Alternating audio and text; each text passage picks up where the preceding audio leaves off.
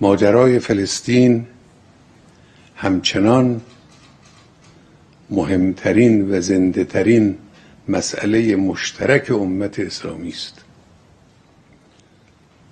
سیاست‌های نظام سرمایه‌داری ظالم و سفاک دست یک ملت را از خانه خود، از میهن و خاک آبا و اجدادی خود کوتاه کرده و در آن رژیمی تروریست و مردمی بیگانه را نشانده است. سست‌تر و بی‌پایه‌تر از منطق پوشالی تأسیس رژیم صهیونیستی چیست؟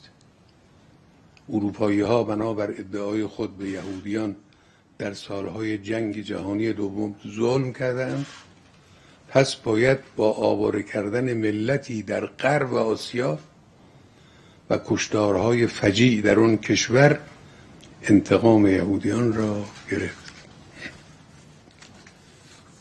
این منطقی است که دولت‌های غربی با حمایت بیدریغ و دیوانه‌وار خود از رژیم صهیونیستی به آن تکیه کرده و بدین گونه همه ادعاهای دروغین خود در باب حقوق بشر و دموکراسی را تخطئه کردند و این ماجرای خنده‌آور و گریه‌آور بیش از 70 سال است که ادامه دارد و هر از چندی برگ دیگری بر آن افزوده می شود. صهیونیست‌ها فلسطین غصب شده را از روز اول به یک پایگاه تروریسم تبدیل کردند. اسرائیل نه یک کشور که یک پادگان تروریستی علیه ملت فلسطین و دیگر ملت‌های مسلمان است. مبارزه با این رژیم سفاک مبارزه با ظلم و مبارزه با تروریسم است و این وظیفه‌ای همگانی است. یک نکته قابل توجه این است که اگرچه دولت غاصب در سال 1948 تأسیس شد، ولی مقدمات دستاندازی به این نقطه حساس از منطقه اسلامی سالها پیش از آن آغاز شده بود.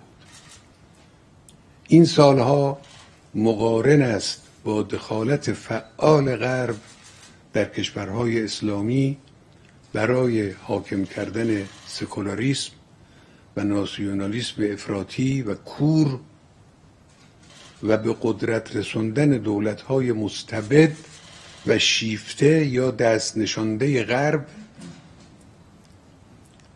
مطالعه حوادث اون سالها در ایران و ترکیه و کشورهای عربی غرب آسیا تا شمال آفریقا این حقیقت تلخ را آشکار می کند که ضعف و تفرقه در امت اسلامی زمین ساز فاجعه غصب فلسطین شد و این ضربه از سوی جهان استکبار بر امت اسلامی وارد آمد. این عبرت آموز است که در اون مقطع هر دو اردوگاه سرمایه‌داری و کمونیسم با قارونهای صهیونیست به همافزایی رسیدند. انگلیس اصل توطئه را طراحی و پیگیری کرد. سرمایه‌داران صهیونیست اجرای آن را با پول و سلاح بر عهده گرفتند و شوروی اولین دولتی بود که تأسیس دولت نامشروع را به رسمیت شناخت و انبوه یهودیان را به اونجا اعزام کرد. رژیم غاصب محصول اون وضعیت در جهان اسلام از سوی و این توطئه و تهاجم و تجاوز اروپایی از سوی دیگر بود. امروز دیگر وضع جهان مانند اون روز نیست. ما باید این حقیقت را همواره در نظر داشته باشیم. امروز موازنه قوا به نفع دنیای اسلام تغییر یافته است. حوادث گوناگون سیاسی و اجتماعی در اروپا و آمریکا ضعف‌ها و اختلالات عمیق ساختاری و مدیریتی و اخلاقی غربی ها را در برابر جهانیان عریان کرد. قضایای انتخابات در آمریکا و آزمون به شدت رسوای مدیران پرمدعا و متکبر آن و نیز مواجهه یک ساله ناموفق با کرونای همهگیر در آمریکا و اروپا و حواشی شرم‌آور آن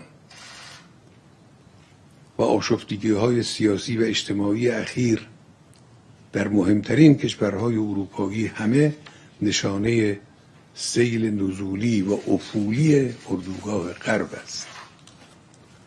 در سوی دیگر رشد نیروهای مقاومت در حساسترین مناطق اسلامی، رشد توانایی‌های دفاعی و هجومی آنان، رشد خودآگاهی و انگیزه و امید در ملت‌های مسلمان، رشد گرایش به شعارهای اسلامی و قرآنی، رشد علمی، رشد استقلال طلبی و خود اتکایی در ملت‌ها نشانه‌های مبارکی است که آینده بهتر را نوید می‌دهد.